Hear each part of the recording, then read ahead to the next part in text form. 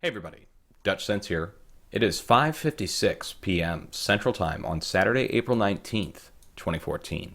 And I've got you looking at Earthquake 3D here. This is the last 30 days of everything 6.0 and greater. And you'll have to drop this most current 5.4 off the map. It always shows the most current earthquake. So, everything else on the planet 6.0 and greater over the last 30 days. This is a phenomenal amount of movement. I'm going to put a link down below to my most recent earthquake update done 3 days ago. That covers why this is happening, the how behind it, and areas to watch.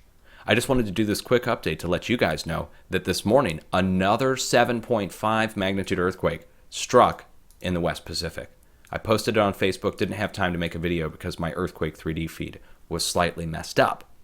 Don't know why that happened, that was kind of strange.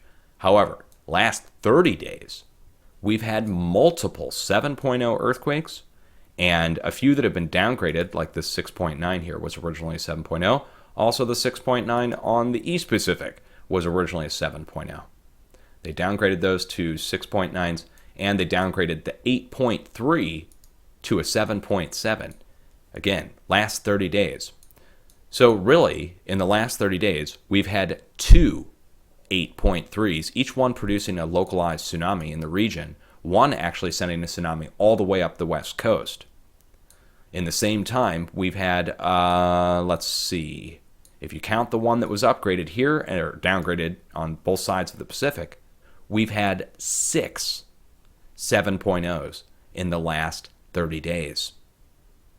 And that's just a huge amount of movement. So we've got, 7.2, 7.5, 7.4, 7.7, and 7.3 over here.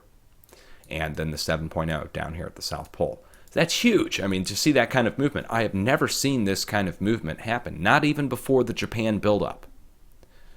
2 8.0s, 7 7.0s, or 6 if you count the one that was upgraded. And let's go ahead and try and count the 6.0s here. Okay, starting here in the west, we've got 1, 2, 3, 4, 5, 6, 7, 8, 9, 10, 11, 12, 13, 14, 15, 16, 17, 18, 19. 19 6.0s in the last 30 days. That's a huge amount of movement. So we're having almost 20, and I'm willing to bet we're going to see a couple more pop off today.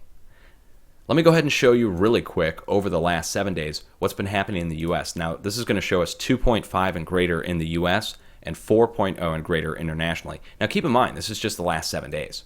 Again, West Pacific just out of control, and look at the amount of deep earthquakes occurring. Each one of these happening at a roughly 300 to 400 mile range. Something going on inside of the asthenosphere of the Earth, which is the semi-melted magma crustal area right below the plates, where the plates rest on top of. So this kind of movement, again, this is 4.0 and greater. Look at these cluster spots. This is where our 7 and 8.0s are happening, and look at the volcanic chamber displacement in Vanuatu going west through Indonesia. Normally, these deep earthquakes are associated with magma coming up through the crust. You'll notice one over here, now in Argentina.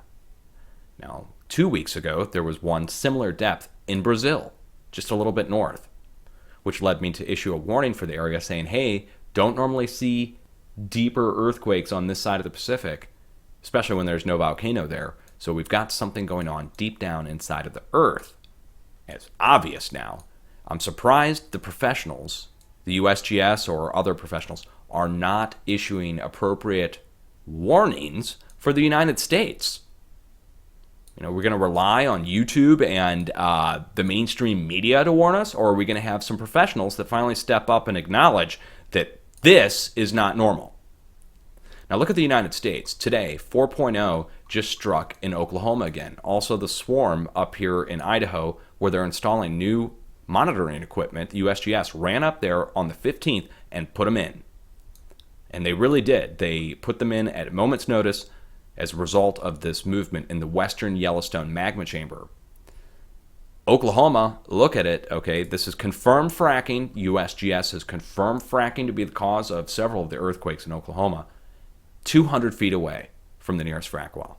Went and measured it, took a screenshot. Here's the lake, here's the apparatus, here's some actual pipe laid out for maybe possibly drilling another one. We have our injection well up here to the upper left and several storage tanks and an overflow tanks. You know, seeing this kind of movement happen without any kind of professional coming up and telling you, hey, there may be something to be worried about here. Take it from me. You can go back and watch my other videos if you don't believe me over the last 2 years and compare when I'm showing you the last 7 days of earthquakes. Never seen it look this heavy, guys. Okay? That's all I can say. Don't really know what to expect from this other than most likely a large-scale earthquake event in the areas where, or one of the areas where we're seeing the excessive movement already. So in Japan 2011, when we saw the buildup beforehand, we did see multiple 7.0 earthquakes strike, but that took weeks and weeks, even months. This has all happened over the last 7 days, let's say, 2 weeks if you want to incorporate what's happened down here, down to the south. It's a lot to go over, guys. Go watch my earthquake update. I insist, if you're interested in what's causing this, please go watch the earthquake update. Cheers.